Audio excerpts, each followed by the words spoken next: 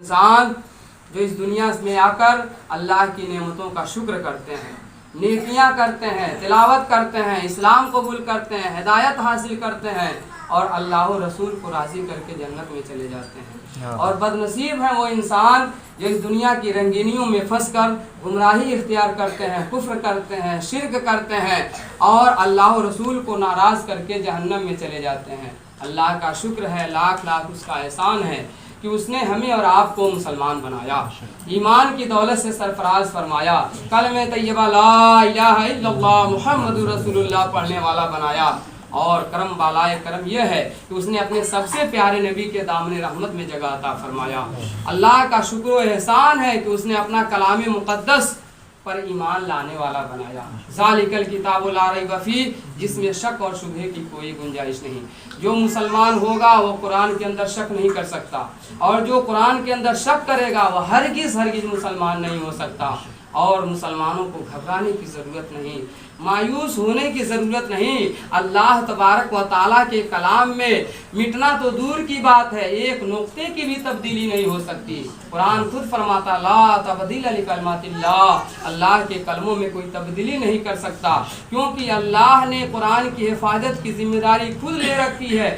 انا نحن نزلنا الذکر وانا لہ لحافظون، ہم نے ہی قرآن اتارا، ہم ہی اس کی حفاظت کریں گے۔ ایک دن نہیں، ایک سال نہیں، 10 سال نہیں، 20 سال نہیں، 1.5 صدی کا زمانہ گزر گیا، 1400-1500 سال کا زمانہ گزر گیا، اللہ نے اپنے کلام کی اتنی اچھی حفاظت فرمائی ہے کہ اس وقت سے لے کر پوری دنیا کفار و مشرکین سے لے کر کے یہ رافضی خارجی جتنے ہیں مٹانے کی کوشش کرتے رہے، لیکن نہ قرآن مٹا ہے نہ قرآن مٹے گا۔ مٹ گئے، مٹتے ہیں، مٹ جائیں گے عادات تیرے، نہ مٹا ہے نہ مٹے گا کبھی چرچا تیرا۔ اور ہے قول محمد قول خدا، فرمان نہ بدلا جائے گا، بدلے گا زمانہ لاکھ مگر قرآن نہ بدلا جائے گا۔ بس مسلمانوں کو گھبرانے کی ضرورت نہیں، مایوس ہونے کی ضرورت نہیں، ہمیں سختی کے ساتھ اپنے مذہب پر عمل کرنے کی ضرورت ہے، مکمل طور پر مذہب اسلام کو اپنی زندگی میں سمونے کی ضرورت ہے۔ اور کیونکہ اللہ تعالیٰ کی بارگاہ میں پیارا بندہ وہ ہے جو سب سے زیادہ پرہیزگار ہے، جو سب سے زیادہ نیکیاں کرنے والا، ان اکرمکم عند اللہ اتقاکم۔ اور قیامت کے دن ہمارے نیکیوں کے اعتبار سے ہمارا حساب لیا جائے گا۔ جو نیکی کیا رہے گا اسے اس کا حساب دینا پڑے گا، جو گناہ کیا رہے گا اسے اس کا حساب دینا پڑے گا۔ لا تزر وازرۃ وزر اخری، کوئی جان کسی جان کا بوجھ نہیں اٹھائے گی، ہر ایک کو اپنے اپنے عمل کا حساب دینا پڑے گا۔ لیکن اس کا یہ مطلب نہیں ہے کہ مرنے والا جب مر کر دنیا سے چلا جاتا ہے تو مر کر مٹی میں مل جاتا ہے اور اس کا اپنے زندوں کے ساتھ سارے رشتے منقطع ہو جاتے ہیں، کوئی تعلق قائم نہیں رہتا ہے، ایسا نہیں ہے۔ بلکہ جو ہے جب مرنے والا دنیا سے انتقال کر جاتا ہے تو اس کے روحانی سلسلے برقرار رہتے ہیں، تعلقات برقرار رہتے ہیں۔ یہی وجہ ہے کہ اللہ کے رسول صلی اللہ علیہ وسلم فرماتے ہیں کہ جب یہ قبر کے اندر جو مردے ہیں وہ اپنے قبر سے گزرنے والے لوگوں کو پہچان لیا کرتے ہیں، بلکہ آقا صلی اللہ علیہ وسلم نے حدیث پاک میں فرمایا جب تم قبروں کی زیارت کو جایا کرو تو یہ حدیث پاک ہے، صحیح حدیث ہے، اس کی جو ہے سند میں دکھا سکتا ہوں، میں ریلوے اسٹیشن مسجد میں امامت کرتا ہوں کہ السلام علیکم یا اہل القبور یغفر اللہ لنا ولکم انتم سلفنا ونحن بالاسر، تم پر بھی اللہ کی سلامتی ہو، اللہ تجھے بھی بخشے، اللہ ہمیں بھی بخشے، تم لوگ پہلے چلے گئے اللہ کی بارگاہ میں، تیرے پیچھے پیچھے ہم لوگ بھی آنے والے ہیں۔ اس جو ہے حدیث کا معنی اور مفہوم ہے۔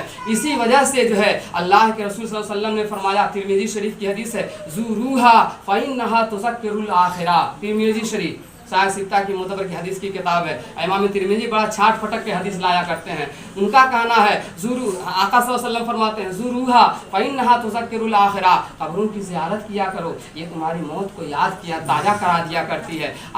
اور دیکھیے آقا صلی اللہ علیہ وسلم جب اگر مردے کا سلسلہ زندوں سے منقطع ہو جاتا تو ایک مردے کو سامنے رکھ کر کے ہم جنازہ کیوں پڑھتے، ہم اس کے لیے دعا مغفرت کیوں کرتے؟ رشتہ مردے کا زندوں کے ساتھ برقرار ہے۔ آقا صلی اللہ علیہ وسلم کی مشہور حدیث ہے، مشکوٰۃ شریف میں یہ حدیث ہے کہ اذا مات الانسان انقطع عمله الا من ثلاث، جب مرنے والا دنیا سے مر کر چلا جاتا ہے تو اس کے سارے رشتے، سارے سلسلے ख़त्म हो जाते हैं, मगर 3 रिश्ते ऐसे हैं और 3 सिलसिले ऐसे हैं, ताल्लुक़ ऐसे हैं जो मरने के बाद भी बरकरार रखते हैं। आका सल्लल्लाहु अलैहि वसल्लम, हमारे और आपके नबी सल्लल्लाहु अलैहि वसल्लम फरमाते हैं, इल्मिन नाफिन युंतफ़उ बिही, वो ऐसा इल्म छोड़कर नफ़ा बख्श चला गया है कि उस इल्म से सब लोग नफ़ा हासिल करते हैं। कोई कुरान लिख दिया, इमाम बुखारी ने बुखारी लिख दिया, इमाम तिरमिज़ी ने आका सल्लल्लाहु अलैहि वसल्लम की हदीस को तिरमिज़ी के शक्ल में इकट्ठा कर दिया कि उसको हम पढ़ते रहते हैं, उस पर अमल करते रहें, क़यामत तक जितने लोग उस पर अमल करेंगे इनको भी सवाब मिलेगा,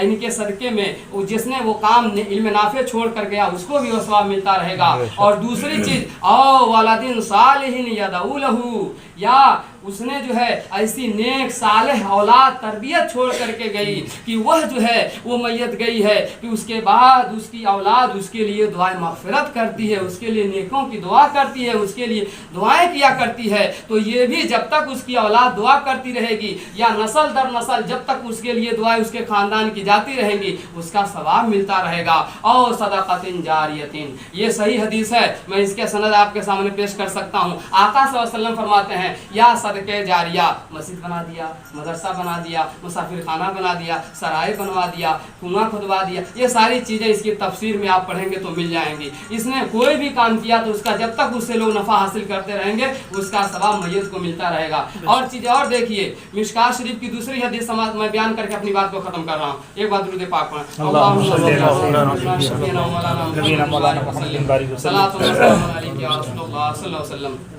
मिशकात शरीफ बाबो फजलिल सदका, सदका की फजीलत का बयान, मिशकात शरीफ। और इमाम मिशकात रहमतुल्लाह अलैह ये रिवायत करते हैं इस हदीस को अपने सहाय सित्ता की मशहूर हदीस की किताब अबू दाऊद शरीफ और सहाय सित्ता की मशहूर हदीस की किताब जो है नसई शरीफ, इन दोनों हदीसों को हवाले से ये कोट करते हैं, लिखते हैं कि अन साद बिन उबादा, मशहूर साहब रसूल साद बिन उबादा रज़ियल्लाहु ताला अन्हु से रिवायत है, क़ाला या रसूलल्लाह, अर्ज़ करते हैं अल्लाह के रसूल सल्लल्लाहु ताला अलैहि वसल्लम, इन्ना उम्मा सादिन मातत, कि उम्मे साद की वालिदा का इंतकाल हो चुका है, फ़अय्यु सदक़तिन अफ़ज़ल, कौन सा सदका उनके लिए बेहतर होगा, अफजल होगा। क़ालल मा, आपने फरमाया पानी। और अभी भी रेगिस्तानी जगह है, वहाँ पर पानी की सबसे किल्लत है, अहमियत है, फजीलत है। तो आका सल्लल्लाहु अलैहि वसल्लम ने फरमाया अल मा, पानी, फ़हफ़िरा बीरन फ़क़ाल लहू हाज़ा लिउम्मे साद, हाज़ी लिउम्मे साद। तो आका सल्लल्लाहु अलैहि वसल्लम उन्होंने कहा, जो कुआं खुदवाया, उन्होंने कहा कि बीर कुआं खुदवाया, कुआं खुदवाने के बाद कहा कि सबका सवाब साद की माँ वालिदा को पहुँचता है। ये हदीस पाक है, यानी कि जब तक उस कुएं से चरिंद परिंद दरिंद जितने भी जिगर रखने वाले, जान रखने वाले, उनकी जान तर होती रहेगी, हलक तर होती रहेगी, तब तक सवाब जो है उनकी माँ को पहुँचता रहेगा। ये क्या है? ये हदीस कोई कहानी नहीं, कोई किस्सा नहीं, मिशकात शरीफ बाबू फजल सदका। और हवाला किसका है? अबू दाऊद शरीफ का है, और किसका है? नसई शरीफ का है, सहाय सित्ता की हदीसों की किताब है। इससे इन्हीं नसूस और अहादीस पर अमल करते हुए मुसलमान जो है कुरान खानी करते हैं, तिलावत करते हैं, सदका करते हैं, खैरात करते हैं, नफली इबादत करते हैं, उन सब का सवाब अपने मैयत के रूह को निकाल करते हैं, पहुंचाते हैं, इस उम्मीद पर कि अल्लाह ताला अपने फजलो करम से, अपने नेक बंदों के तवस्सुल से उस मैयत के साथ, मुर्दे के साथ रहम का मामला फरमाएगा। हम भी इसी उम्मीद पर कुरान खानी किए या जो कुछ यहाँ पर हम सदका तो खैरात किए, ताकि अल्लाह तबारक व तआला अपने फजलो करम से, हमारे अमाल ऐसे नहीं कि अल्लाह तबारक व तआला जो है रहम का मामला फरमाए, लेकिन फिर भी अल्लाह की रहमत बहुत बड़ी है, बहुत वसी है। अल्लाह की रहमत बेपनाह है, बेशुमार है, उसकी रहमतों का कोई किनारा नहीं। अल्लाह की रहमतों से हम उम्मीद करते हैं और दुआ भी करते हैं कि अल्लाह तबारक व तआला मरहूम की मग़फ़िरत फरमाए, उनके सगायर कबायर की बख्शिश फरमाए और उन्हें जन्नत में आला मक़ाम अता फरमाए। अस्तग़फिरुल्लाह रब्बी मिन कुल्लि ज़ंबिन व